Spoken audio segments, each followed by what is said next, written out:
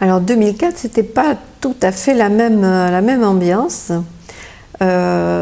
C'est un millésime où il a fallu quand même beaucoup trier, hein. Il y a eu 4-5 passages parce que il faut bien avoir en tête que c'est pas parce que on fait beaucoup de tri comment dire, que c'est un signe de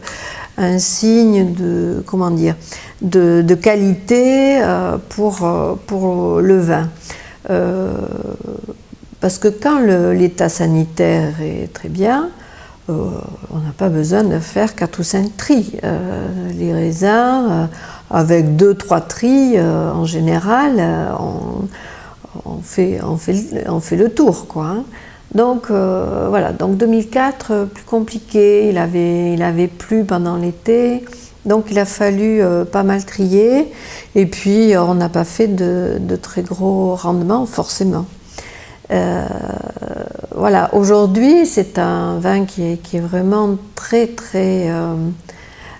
agréable, qui est très frais et vraiment très intéressant. On n'en a plus du tout, nous, ici, parce que comme il n'y en avait pas beaucoup, et que, bon, voilà, on l'a vendu, donc on n'en a plus là déjà depuis un certain temps. Mais c'est quand même un très joli vin. Alors bon, ce 2004, il est moins riche que, bien sûr, que 2003, c'est évident.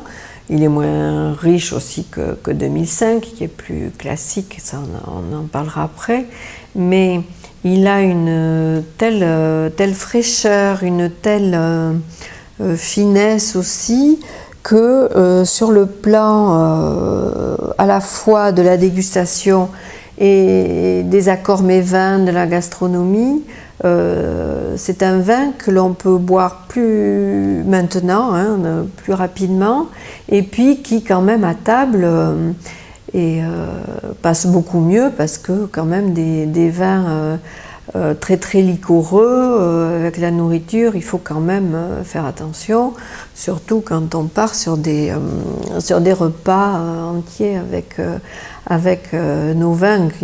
C'est vraiment génial et c'est très intéressant. Mais voilà, des millésimes comme ça un peu plus frais sont très intéressants au niveau des accords mévins. J'ai en tête des coquilles Saint-Jacques par exemple, des choses comme ça que j'ai déjà fait avec ce millésime et qui vraiment était délicieux et passait vraiment très bien.